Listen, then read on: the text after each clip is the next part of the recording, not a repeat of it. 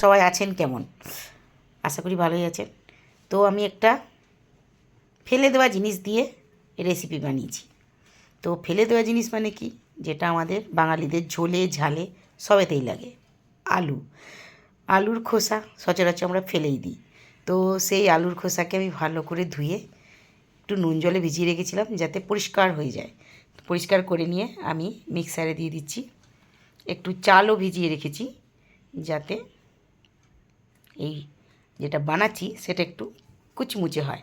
তো যাই হোক, চালটাকে ধুয়ে ভালো করে জল ঝেড়ে নিচ্ছি, দিয়ে দিচ্ছি আলুর খোসার সাথে, বেটে নেবো। এদিকে লঙ্কা, একটু হলুদ, একটু নুন স্বাদ মতো আর কি, আর রঙের জন্য একটু কালার মানে কাশ্মীরি মির্চ, আর হলুদটা দিচ্ছি যাতে কালো কালো না হয়ে যায় বাটার পরে।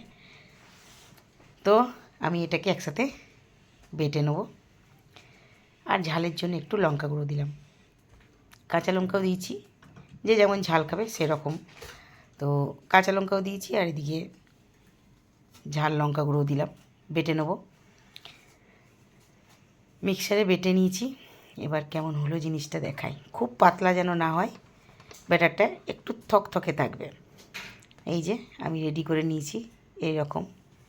এটা একটু পোস্তও দেওয়া যায়, তো আমি পোস্ত দিচ্ছি না যেহেতু চালটা দিয়েছি। পোস্ত দিলেও দেয়া যেতে পারে।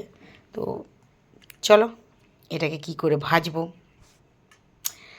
ফ্রাই প্যান একটু বেশি তেল দিয়েও করা যায়, কম তেলেও করা যায়। তো আমি কম তেলেই করেছি। বেশি তেল, সবসময় তো তেল খাওয়া হয়, একটু কম তেলেই করে দেখি। তো তেল নিয়ে নিলাম। এরপরে পুরো ব্যাটারটা আমি এই একটু বড়ার মতো করে করে দিচ্ছি ধিমি আঁচে, কারণ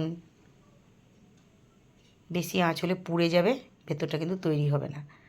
তো ভালো করেই ভেজে নিতে হবে যাতে মুচমুচে হয়। দেখো ওই দিকটা, যে দিকটা তেলের দিকে আছে ফ্রাই প্যানে লেগে, সেটা কিন্তু লাল লাল হয়েই এসছে। আমি হালকা হাতে উল্টে দিচ্ছি।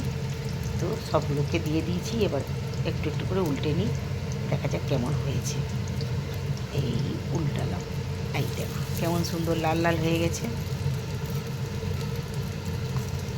আর একটা পিঠ ভাজবো, হোক আস্তে আস্তে, একদম কিন্তু ধিমি আছে। আমি পাল্টি দিয়েছি, দিয়ে আস্তে আস্তে হোক। তো কেমন লাগছে রেসিপিটা? খুব সহজ পদ্ধতিতে নিরামিষের দিনকে করে খাওয়া যায়। কেমন লাগলো কমেন্টে জানিও, ভালো লাগলে লাইক করে দিও। সবাই ভালো থেকো।